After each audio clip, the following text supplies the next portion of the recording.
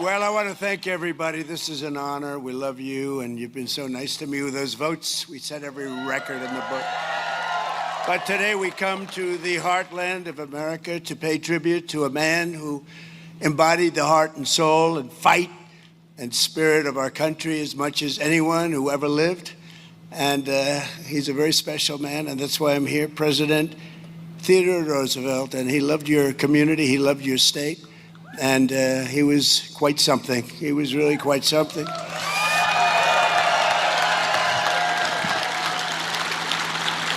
And here, beneath the wide open sky of the Badlands, I call it the Badlands. I said, what's that all about? It's pretty cool. It's a pretty cool name, I have to tell you. On the steps of the burning hills, we dedicate a living monument to a legend, a statesman, a soldier, a frontiersman, and a true American hero. This is a very exciting thing for me, and number one, I have to tell you, because this was an inaugural flight of a certain airplane called Air Force One after 37 years.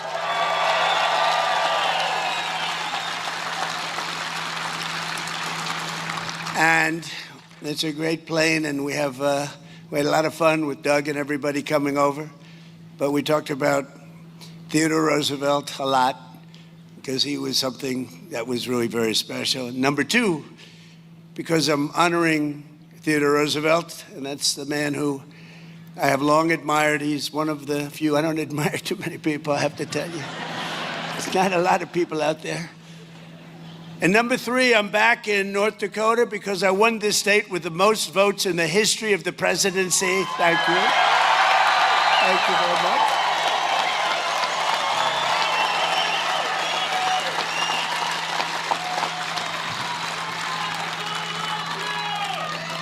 And number four, I have two teleprompters that aren't working, and here I stand.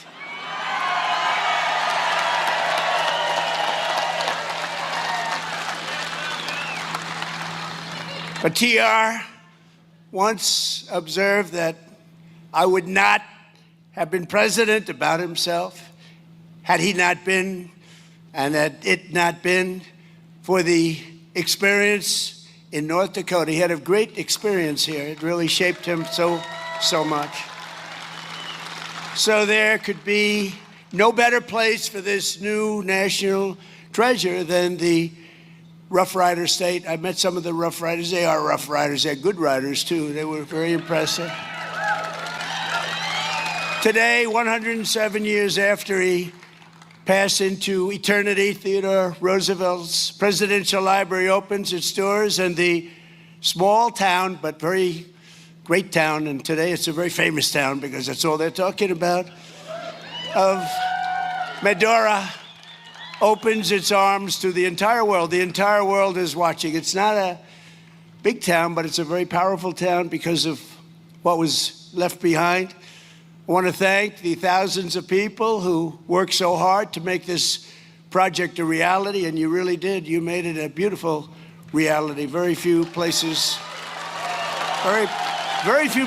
will top it. And starting with the man who put the library in its first funding, think of it, he did so much. He raised so much money. He did so many different things. He really did. He had a very complete life when you think.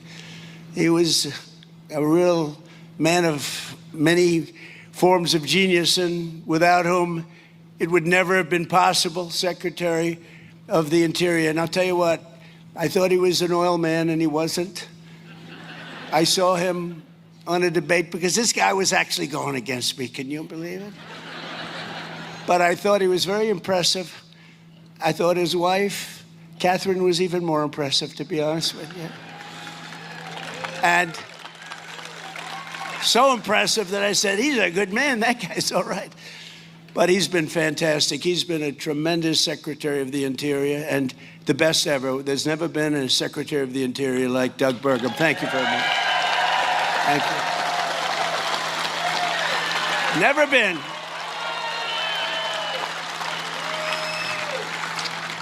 And, you know, Doug called me. He said, would you do me a favor? He's really fantastic because I did not know the gentleman too well. But he said, Kelly Armstrong is fantastic. Would you endorse him for governor? And I did, and he won easily. Kelly Armstrong. Great job you're doing. Great job. And two of my very good friends, two warrior senators, tough cookies, tough. Oh, I wish they could get their way. We could get a couple of little things passed, like voter identification, like proof of citizenship. It's called Save America. You know, that's pretty good. Save America, can you imagine? We have 100% of the Democrats against it and 4 or 5 Republicans, if you can believe that. What are they all about? But these two people are with us all the way, John Hoeven and Kevin Cramer, senators. They're great. Two great guys. And a congresswoman who fights and gets what she wants, and she's very respected, Julie Fedorchak. Thank you, Julie. Thank you. Very, very respected. And we have our ambassador, Monica. Where's Monica? Monica Crowley. Fantastic. Acting Secretary of the Navy, Hung Cao. And we're building a lot of ships. North Dakota House Speaker, Robin Wise. Thank you. Thank you. Doing a great job. State House Majority Leader, Mike LaFleur. Mike. Thank you, Mike. State Senate Majority Leader, David Hogue. Thank you, David. And all of the members of the North Dakota legislature, I hear every single one. I'm not going to introduce you. You have no chance of that. I'll be here all day, but you're all here, and we love you, and you've been with us from day one. Thank you very much. Thank you. And the CEO, who's done a fantastic job, he took me around. I thought it would be maybe 10 minutes, 5 minutes. I've been doing this for 2 hours. Thank goodness I love the subject, or I would not have put up with it. Doug said you could come in. You know, I'm prosecuting a war, which we're winning very easily, by the way.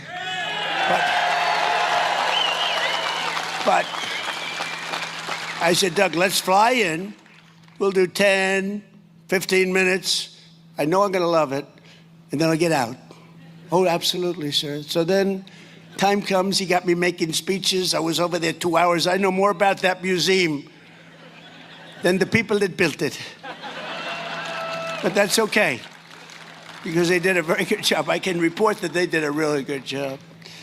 The CEO of the Theodore Roosevelt Presidential Library, who really did give me a tremendous amount of knowledge, I mean, about things that I never would have thought could have been possible, about how great this man was. Ed O'Keefe. Ed, thank you very much.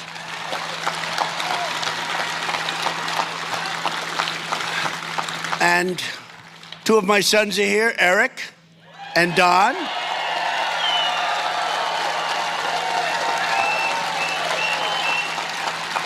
And Bettina, thank you very much. Don just got married. Bettina, thank you. It's going to be great. Thank you very much. But the members of the Roosevelt family and countless foundation staff, donors, and supporters, everyone's here. And I understand that one local construction worker delayed his retirement by 4 years just to be involved with the building, and they heard I was going to come. I was coming even when I wasn't president. I had agreed to come, and they said, well, when we do it, you're going to be president. So that was during that ridiculous time, that ridiculous 4-year period of time. They asked me to come. I said, I'd love to come. And I said, I may or I may not be president of this. We don't care. We want you to be there. And I always remember that. But they said, you're going to win. You know that. If you run, you're going to win. It turned out we did quite easily, actually. And today I can tell you that we can see why it was worth it. It's really amazing. They've done an amazing job, beautiful job. And, you know, they've done it from love. Jobs that are done from love are always better than jobs where you sort of have to follow a plan. They made lots of changes, and every one of them was good, and I think I know about every one of them. After 2.5 hours, I learned every single one of them. But I want to really thank everyone who greeted me at the train station, because that was so famous. That was such a famous train. The last one was President Dwight Eisenhower, and he was actually a very good president. People don't realize he was a general, good general, and he built the interstate highway system. I'd say that alone is pretty good. He was a good, and he was the last one. He was on the back of the exact same train. So the head of the railroad, he was fabulous, and they were explaining all about the train, and they said, wow, that's really some history in the crowd. We had thousands of people over there. It was fantastic. But I have the picture of President Eisenhower in the back of the train, the same exact train. I checked it out because I said, we don't want to make any mistakes because the fake news is watching, and they'll say it wasn't the same train. It wasn't the same train. No, they've been pretty nice to me lately. Look, when you do as well as we're doing, they have to be nice, I guess. They've been pretty nice. And I want to give a very special thanks to the Patriots who gave us such an incredible escort from town. We had more law enforcement. I love law enforcement. Now, according to the people that are running on the other side, in many places, they want to defund the police. That's not going to happen. That's not going to happen. We see them all the time. They said they're social democrats. Doesn't it sound pretty? They're actually communists, but we'll get into that a little bit later. They're not going to win. They're not going to win anything. They got some very unattractive candidates, I have to say. During my first term, it was a privilege to sign the bill that helped get this incredible project underway, and transferring 90 acres. We took it right out of the federal government. We ripped it away from the federal government. They don't know it's missing. They still haven't figured out what the hell happened. And today, the artistry and scholarship, technical skill on display right here and in that museum in particular is just fantastic. It's really great. Things that they actually gave me. We're going to build our museum in Miami. They got me a lot of ideas, Doug. You gave me a lot of ideas, Doug. But they really did it well. Incredible. I even had a conversation with Theodore Roosevelt. I said, what did you think about the Panama Canal? Do you consider that your greatest achievement? How do you feel about the fact that the Democrats gave the Panama Canal away to Panama for $1? He built the Panama Canal, preceded really by a man who was he was the tariff king, William McKinley. He was the president, and they took his name off Mount McKinley, and I put it back on because it deserved it. Put it back on. But McKinley and he was assassinated, but he made tremendous amounts of money, made our country very rich. And then Teddy Roosevelt, as the vice president, got in, and he did some incredible things. But one of them, I think one of the most amazing, maybe a lot of people would say the parks. You could say a lot of different elements of his success, so incredible. But he built the Panama Canal. It was the most expensive project to this date, if you bring the dollars forward, ever built in history. 38,000 people died.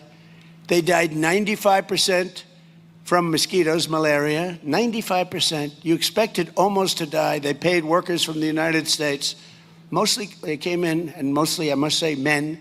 It was a little different time. Today would have men and women, but they had all men. And they paid them massive amounts of money, more than they were making as workers in the United States. It's such a fascinating thing, the Panama Canal. I've studied it long and hard, and when they gave it away, $1. But they died from the mosquito, and they died from the snake. They have a viper, a snake, that if you get bit, you're in trouble. If you get bit, you were dead. You were dead, and that wiped out about 5%. We lost 38,000 people building the Panama Canal, our people. 38,000 people died building the Panama Canal. It opened, and from day one, it was very successful. And we gave it away. We gave it away. It was the most expensive thing we ever built, and it was also the most profitable thing we ever built. That's a nice combination. A little bit like Venezuela. We did a good job in Venezuela. And we're actually doing equally as well with the Islamic Republic of Iran. Maybe you've heard of it. But think of it, the Panama Canal, so we gave it away. The first thing they did, you know what they did?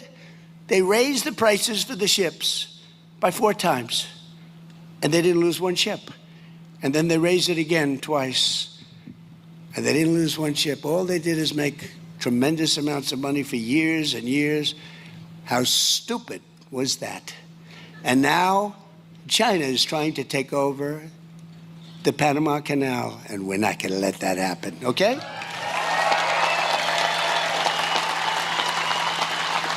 And that was not part of the script, because I don't really have a script, because this thing doesn't work. It's appropriate. The one on my right is slightly better than the one on my left. The one on my left is a waste of time. It's a little like politics. The one on my right is a little bit.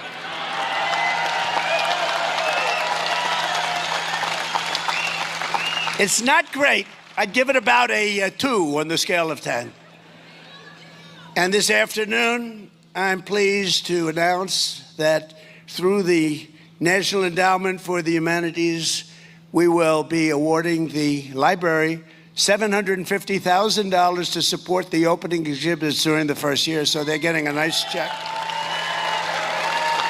Getting a nice check.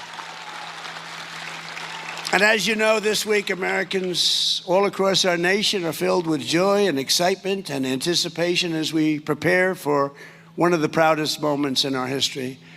250 years, think about that. 3 days from now, we will celebrate the 250th anniversary of the signing of the Declaration of Independence. What a document that was.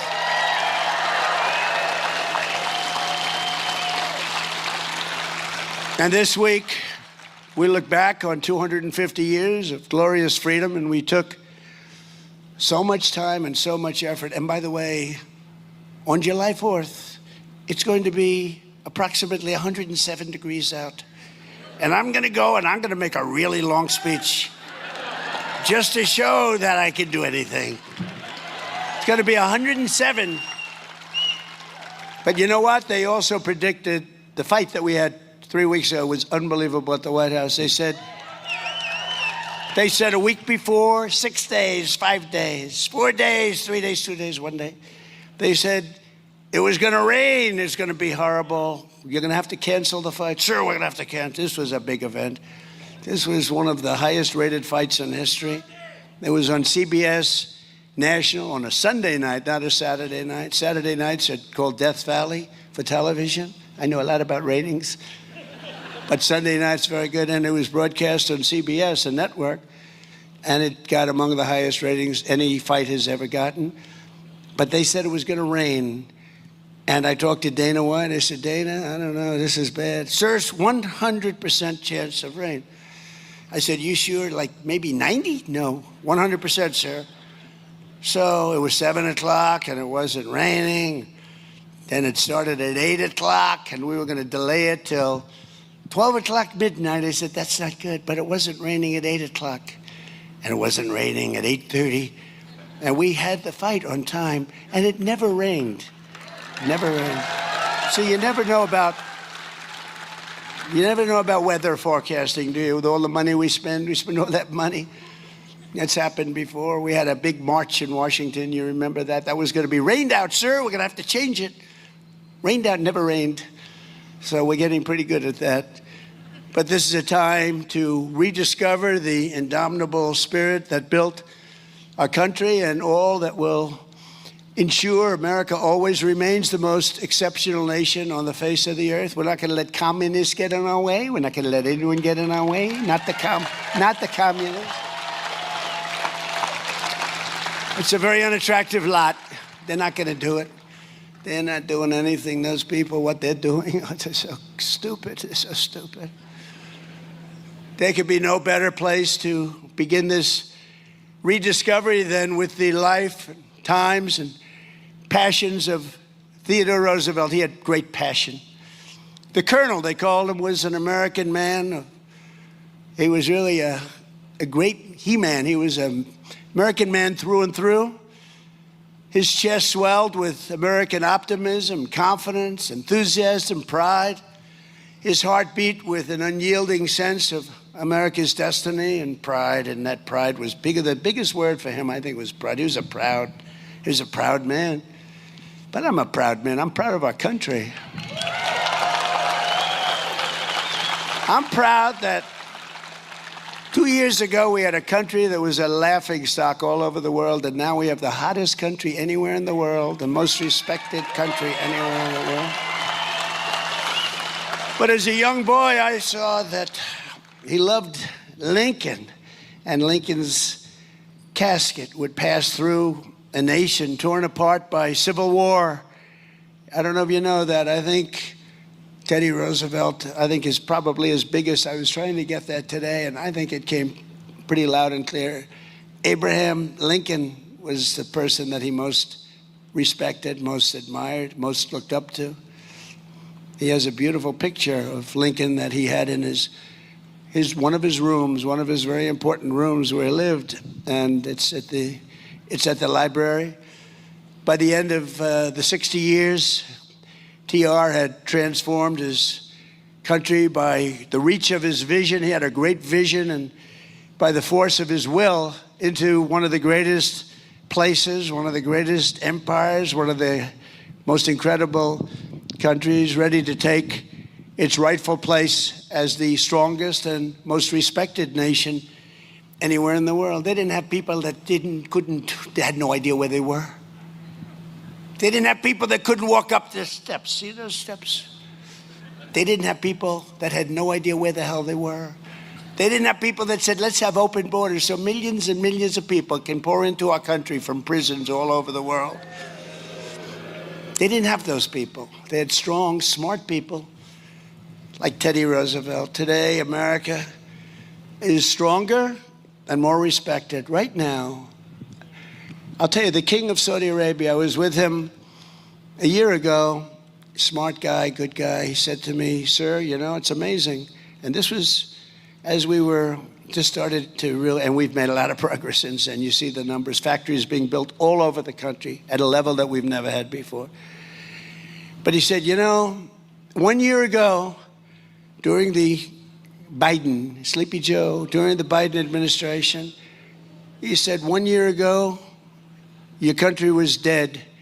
We gave up on your country. They were looking at China. They were looking at others to protect them. They were looking at other countries. And now you have the hottest country anywhere in the world. He said that, and it's true. Now it's even more so than it was then. Hottest country anywhere in the world.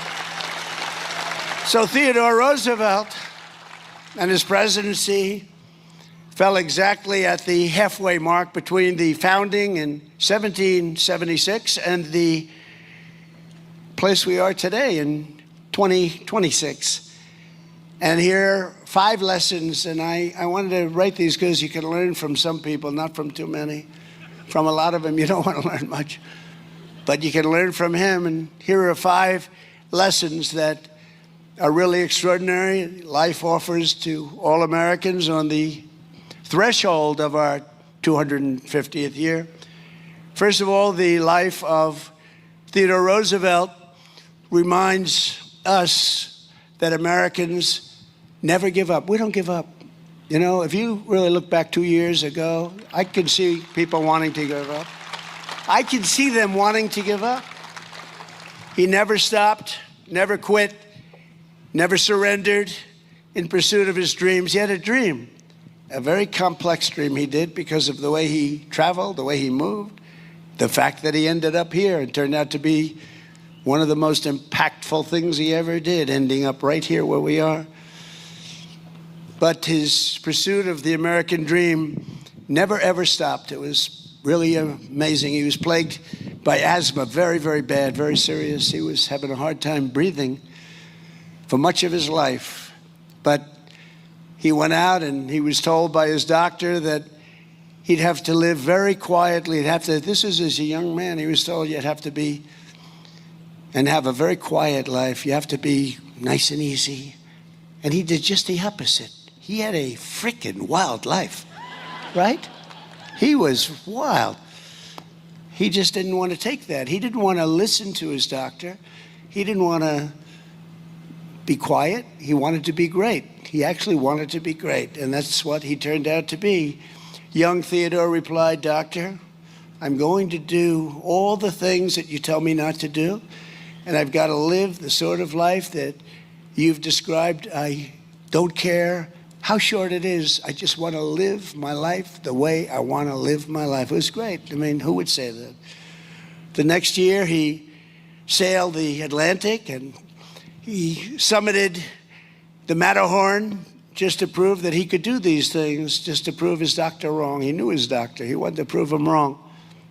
Maybe it wasn't smart, but it worked out okay. But again and again, he summoned the will to transcend tragedy and triumph and defeat heartbreak with hard work. He worked hard, and I found that out. I mean, if you love what you do, it's not work. That's one thing I will tell you. People say, I work hard, but it's not work, because if you love it, I love making America great again. I mean, I'm having a good time. So it's not work. We call it work, but it's not. In his library, we find his diary open to the page from 1884, when his mother and his wife died on the very same day in the very same house. Totally unrelated. Just a tragic moment, but unrelated. There wasn't an accident where both of them were killed. They just died. Then he came back home and he said, "What happened? They're both dead." Different parts of the house, had nothing to do. It's just an amazing. Wife was very young, mother was older, but she was getting by. "The light has gone out from my life," he wrote.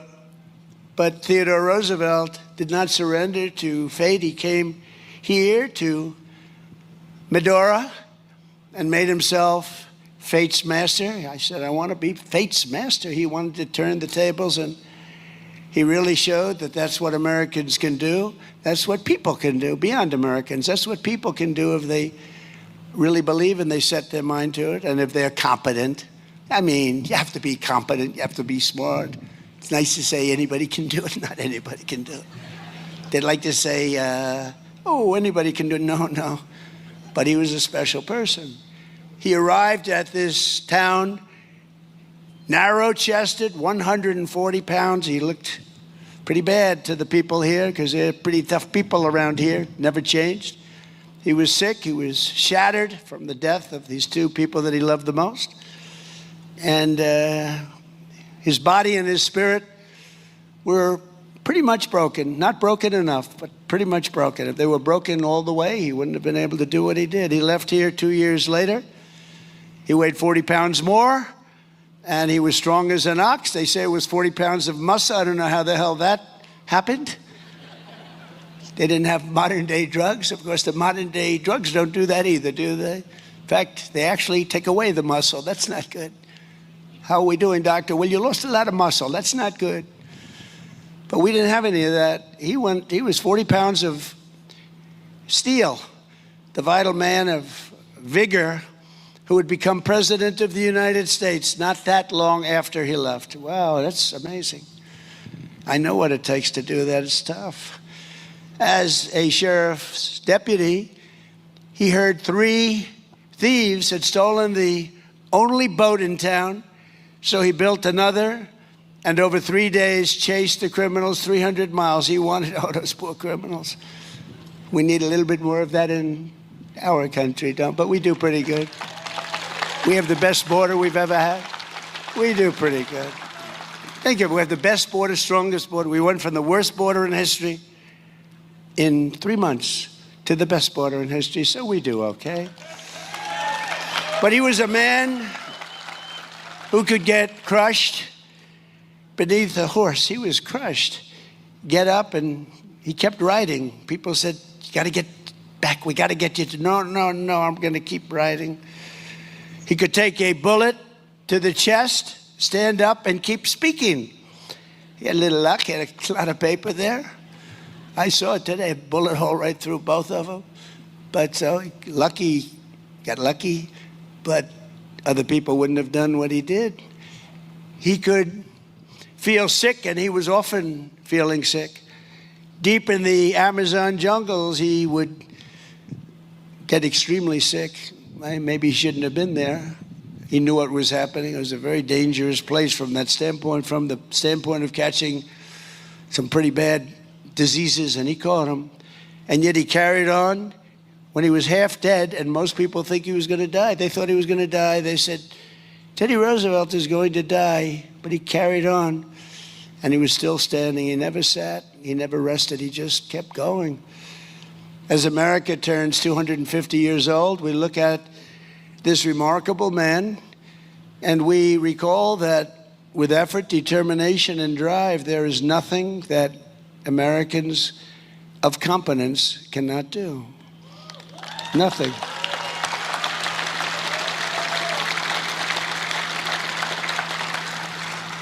Our ancestors were the people who raised up New York City from the marshes of Manhattan and then ventured into the Dakotas to carve up a life in the place that they called hell with the fires burned out. I don't know what the hell that's supposed to mean. Hell with the fires burned out. That doesn't sound so nice. But you did, and you've become a tremendously wealthy state, a very successful state with low taxes. I mean, you have great government. You have great government, these people right over here and the people I introduced, but other places have good land.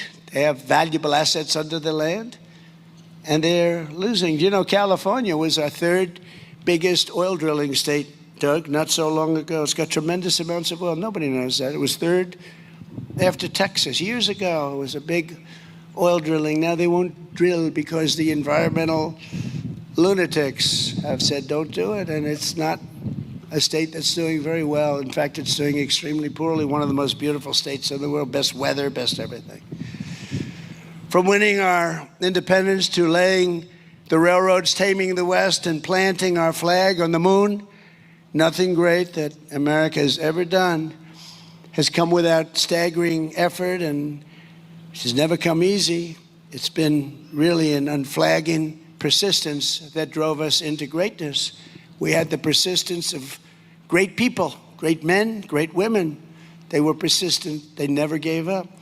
This country was built on the conviction that just because something is hard to do, that only means that Americans try even harder, and they succeed almost all the time.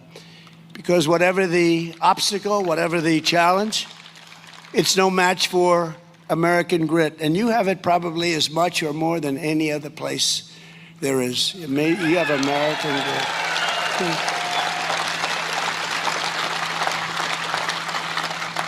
And second, Theodore Roosevelt reminds us all that to be a great nation and to be a free nation, we must have courage.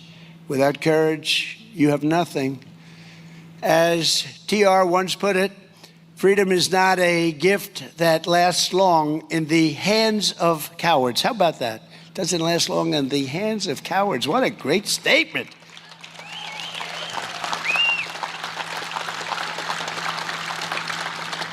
I want to use that. I shouldn't have said it. I would have used that statement, and I wouldn't have attributed it to TR. And they would have said, oh, what a great statement that is. Trump made a brilliant speech. What do you think, John? Would I get away with that? Kevin? I don't know. Maybe not. But that's a great statement. That's a beautiful thing to say. But in the West, he tracked a 1,200-pound grizzly. My two boys know all about that. I say, are grizzlies dangerous? Is a grizzly bear dangerous? I looked at Eric and Don. They know more about that stuff than any human being, I tell you. They said, they're real dangerous, Dad. I said, are they violent bears?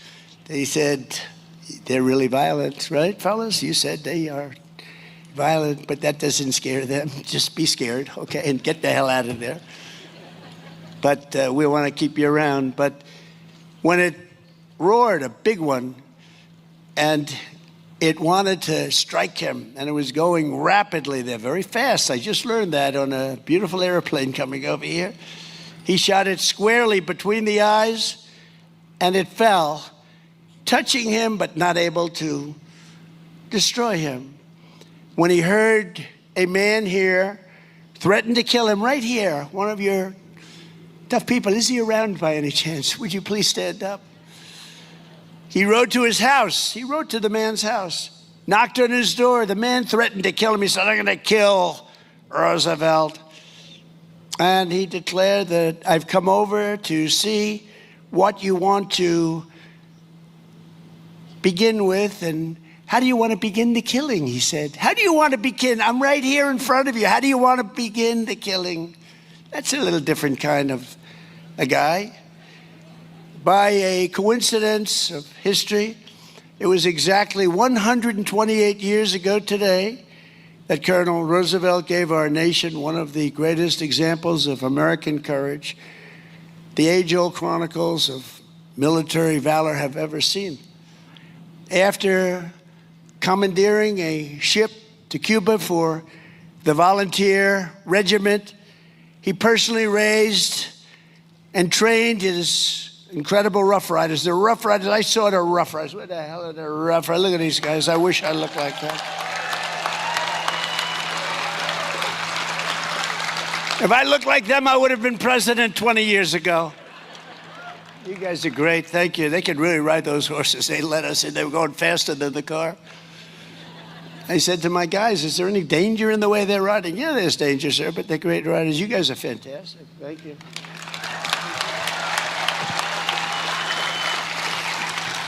But he led the Rough Riders in their heroic charge up San Juan Heights. And with malaria coursing all throughout his veins, he was really sick. Colonel Roosevelt galloped into a hail of Spanish bullets, and when his horse came to a wire fence, he leapt off the horse. He jumped off the horse, and he started running toward the enemy. I don't know if that was smart, but he made it.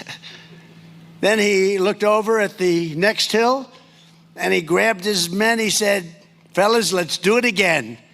And he did it again and again. The Rough Riders' victory at San Juan Heights led directly to the collapse of the Spanish line. The Spanish. They're members of NATO, but not very good members of NATO. They say, no, we don't want to help other people. What are we doing, huh? They are not behaving nicely, but they will learn. Soon after, they relinquished their grip on Cuba and Guam, the Philippines and Puerto Rico, and they were all ours. We got them all. And speaking of Cuba, after many, many decades, it's coming our way. Coming our way. But for his actions that day, TR was celebrated as a hero and eventually awarded the Congressional Medal of Honor. That's a big deal. And I'm thrilled to announce that just moments ago, 128 years after the Battle of San Juan Heights, it was my really great privilege to deliver his library and a very special little gift. In fact, I gave it to Doug and the president, a man who did such a good job in helping to build it. Doug raised a lot of money, got a president to be out here all day instead of 15 minutes. And I gave that medal. I took it off. We have a beautiful room, the Roosevelt room, this Roosevelt, by the way. And I took it off the wall, brought it over, and we just presented it. It's going to be in your library now for a long, long time.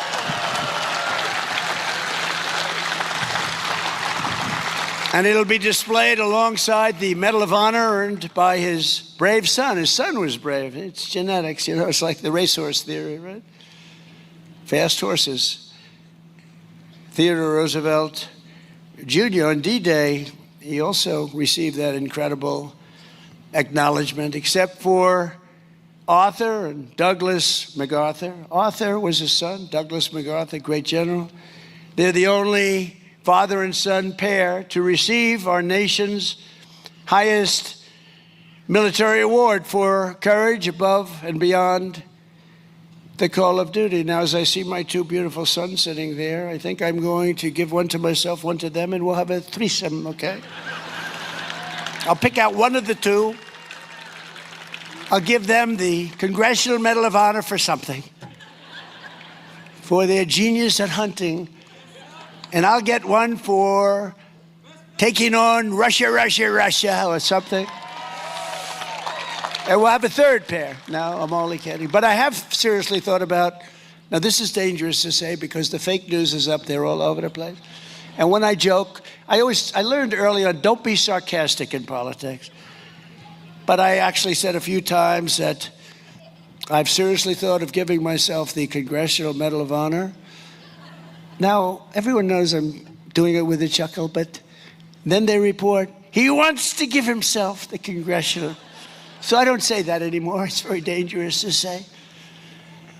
But it is the highest award, and they had a father-son get it, and that's a tremendous tribute to a genetic pool. As we enter the 250th year, Americans must never forget we are a historic and heroic people with a heroic spirit and a heroic purpose. And in this world, we are a very special group. American courage won our independence. It liberated millions and millions from slavery, rescued billions from tyranny, and sustained American liberty for 2.5 centuries. And we're not going to lose it to this group of losers. Oh, can you imagine? Have you seen these people? Have you seen these people? The press is just building them up. They're losers, okay? They're nasty people, but they're losers. We'll teach them. We're going to teach them. They're not going to hurt our country. Without courage, there is no America today. If you don't have courage, we wouldn't have America today. We wouldn't be close. Third, Theodore Roosevelt believed in the America that really works and worked. He refused to accept failure, mediocrity, corruption, decay, or decline. And neither should we. That's why we can't take this nonsense that's going on right now. We're not going to take it. The first public cause he ever supported was a bill to fix the streets in New York City. He was very New York City and New York centric. You know that. That's where he came from. He was a pretty rich family. As the civil service commissioner, he fought tooth and nail to return federal hiring to a principle called merit. Merit. Isn't that nice to hear? And by the way, do you know, a little while ago, not in yesterday's decisions, where we actually had a good day except for birthright citizenship, which will work out some way, but we had something called, do you know what we're talking about? We had something that gives back tremendous power to the President of the United States. And we won that, I think, 6-3. And it was taken away from another Roosevelt. It was taken away from FDR in 1932. It was taken away. And for almost 100 years, that's been up for grabs. Slaughter, it was called, the Slaughter case. And a lot of people didn't think it would ever be won. And we won it 2 days ago in the Supreme Court. It gives power back to the president at a time where the president really needs power. It's a great decision. It was the most important, and we won some others too. It was the most important decision of all of them, I think. But we'll take care of the birthright citizenship because that was not meant for rich people from other countries. That was meant for, actually, it was meant for the babies of slaves.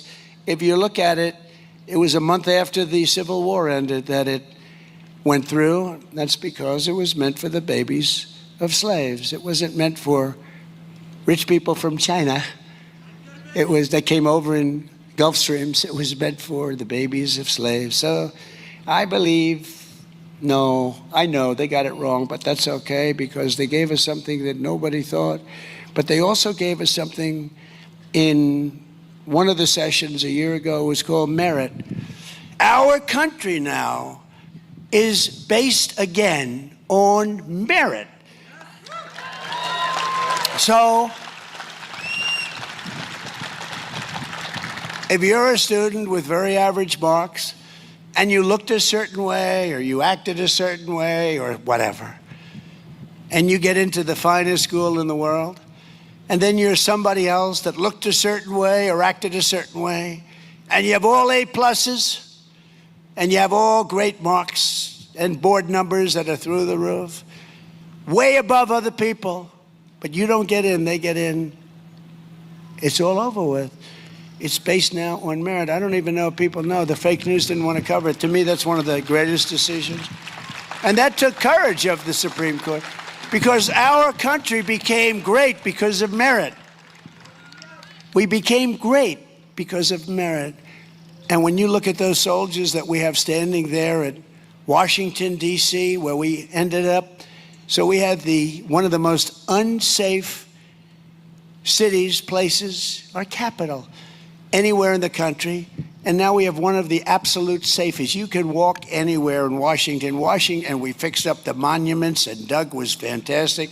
We had 78 monuments, fountains, statues.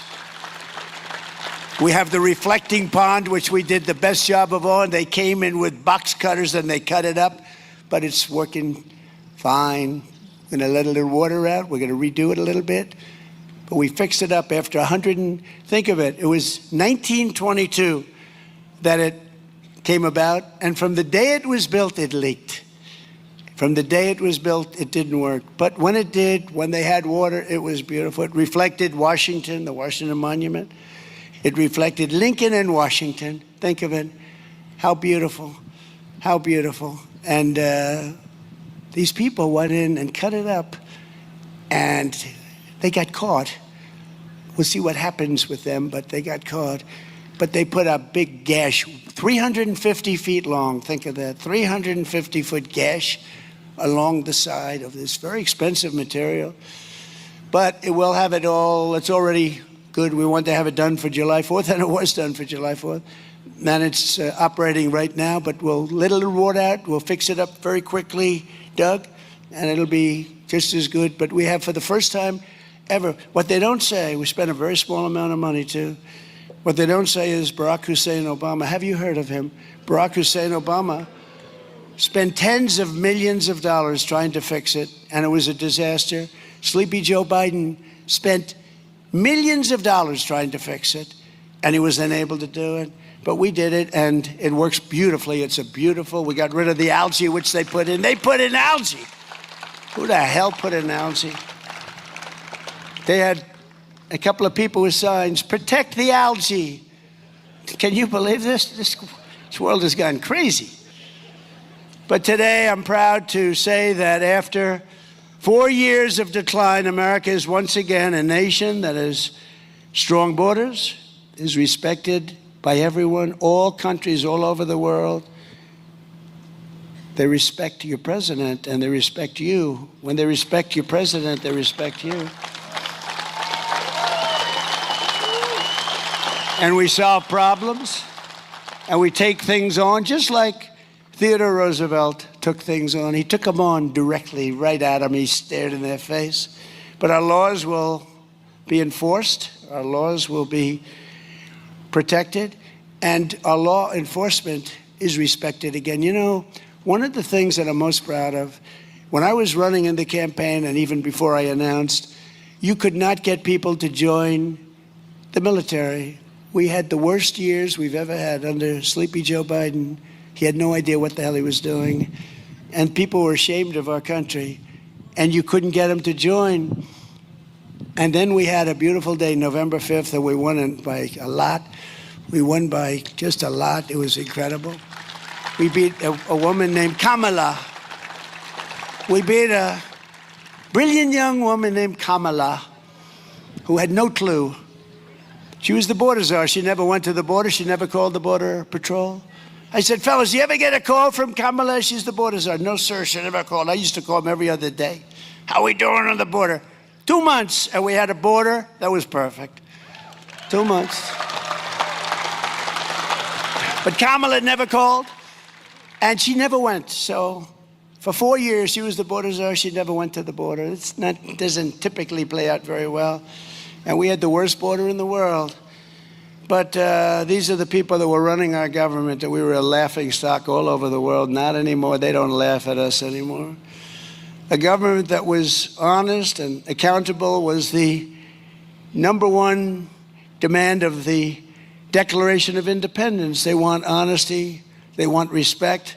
And on this anniversary, we recommit ourselves to upholding that righteous legacy. And that's why I'm here. I'm in a state that I won by a landslide, but I won a lot of them by landslides, in all fairness. But this was a beauty. This was a beauty.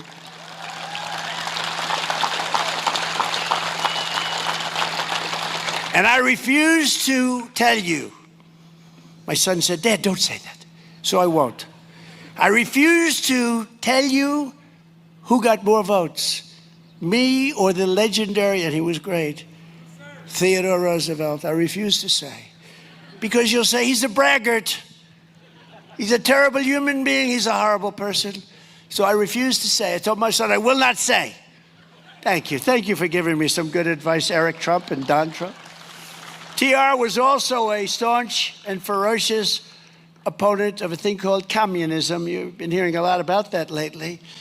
He said the doctrines of communistic socialism, if consistently followed, mean the ultimate annihilation of civilization. Other than that, he thought it was wonderful. As we're seeing now, communism is the greatest threat to our country, including, I believe this. You know, when I said it, I said, boy, that's pretty severe, but I think it's true. It's the biggest threat to our country, including World War I, World War II, Pearl Harbor, September 11th. I think it's a bigger threat, potentially a bigger threat than that, because it's like a cancer that spreads, and you better stop it fast. We will never let the United States become a communist country. Won't happen. And fourth, thank you. Fourth, Theodore Roosevelt believed in an America that thinks big. He thought big. He was a big thinker. He was a tremendously big thinker. On the 4th of July in 1886, he spoke in Dickinson, North Dakota. Anybody from Dickinson? And said, like all Americans, I like big things, big prairies, big forests, and mountains. I want them big. He wants big wheat fields. He wants tremendous railroads. Let them be big and beautiful and powerful, and herds of cattle.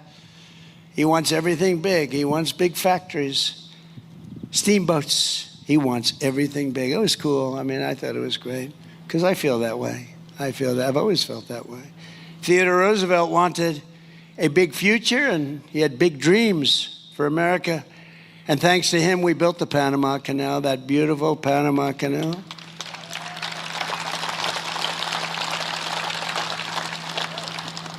That is not managed the way it should be, but we won't talk about that now. But he did all of these incredible things with parks and everything else, and we vanquished every foreign power from the hemisphere, and he raised the American flag on the far side of the world. He had our American flag planted on every part of the world. He would call, or whatever they did in those days, is the flag over there? Is the flag? He wanted that flag to fly boldly in other countries and other parts of the world. We built the Great White Fleet. Did you ever hear the Great White Fleet? We used to build ships. We're going to start very soon building them again. We're building them like, you see, although we do build the greatest submarines ever in the world. We're 15 years ahead on submarines and other things. We do other things great, but we're going to start with the ships again. We used to build a ship a day. And now they got out of that. A lot of people that didn't know what the hell they were doing in running our country. Theodore Roosevelt understood that the grand and righteous ambition is not a vice, it is an American virtue. Having ambition is a positive thing, he said, not a negative thing. And it won us our country, and it's been among the greatest forces for good. It's been the greatest thing. Our attitude and the attitude toward our country and making our country great by some people. Not all presidents were like that. I don't want to get involved with talking about the individual presidents, but we had some good. We had few great. We had a couple. But we had some good. But we had some really bad ones, and they set us back very, very substantially, in particular the last one. A nation like an individual either rises or falls, builds or decays, lives or dies by this. As we look into the future of our 250th year, it's time that we get out there and we expand our aspirations and our ambitions and build the country that will inspire the entire world for generations. So that's what we're doing. Again, we have more money being invested in the United States of America by other countries and people than ever before, by many, many times over. The fake news doesn't like talking about it, but they see what's happening. Look at the stock market. Every day it's hitting a new high. I think it's 82 times now. In a short period of time, 82. And that's a good thing, not a bad thing. And all of you that have 401ks, which are many. Who has a 401k? 401k, yeah. Big percentage of the audience. Everyone that has a 401k is setting records right now in your 401k. Your wife, your husband, your kids, they all think you're a genius. I'm the genius. I'm the one. No, I'm only kidding. No, I told the story the other day for the first time. A policeman came up to me, a big, strong, good-looking guy, and he said, "Sir, I want to thank you." He was almost sort of crying. I said, "What do you want to talk to me about, officer?" He was standing on line. He was watching as I shook hands with people. Some of these people are extremely strong in shaking hands. They break your hand because they're so emotional. "Sir, thank you very much." A guy's an NFL offensive lineman. "Sir, I'd like to thank you very much." Why? But he came up to me and he said, "Sir," I was leaving, "I want to thank you so much." Why? My 401k is up 84%.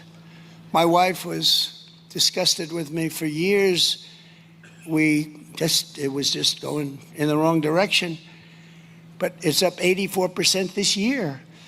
And I just want to thank you, sir, because it's really helped me with my marriage. My wife is respecting me again. She thought I was an idiot.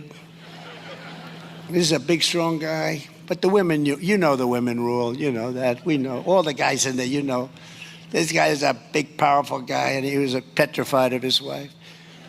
But you know what? He said, my wife now respects me again. She thinks I'm a genius. She thinks I'm Warren Buffett. She thinks I'm one of the greatest investors. But they are up. But everybody in this room, there's not one person here that hasn't been going up 50, 60, 70, 80%. Your 401ks, you're making a lot of money. Everybody is. And we have more people working today than any time in the history of our country. We have more people working today than at any time.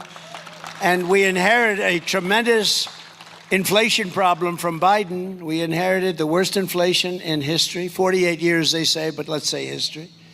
It was the worst inflation, and prices were high. And those prices are all coming down. And you see fuel is coming way down. It's dropping like a rock, just like I said. Because those boats are coming out of the Hormuz Strait. They're coming out by numbers that nobody ever saw. We're setting records, actually. The oil is dropping. We have some great oilmen here.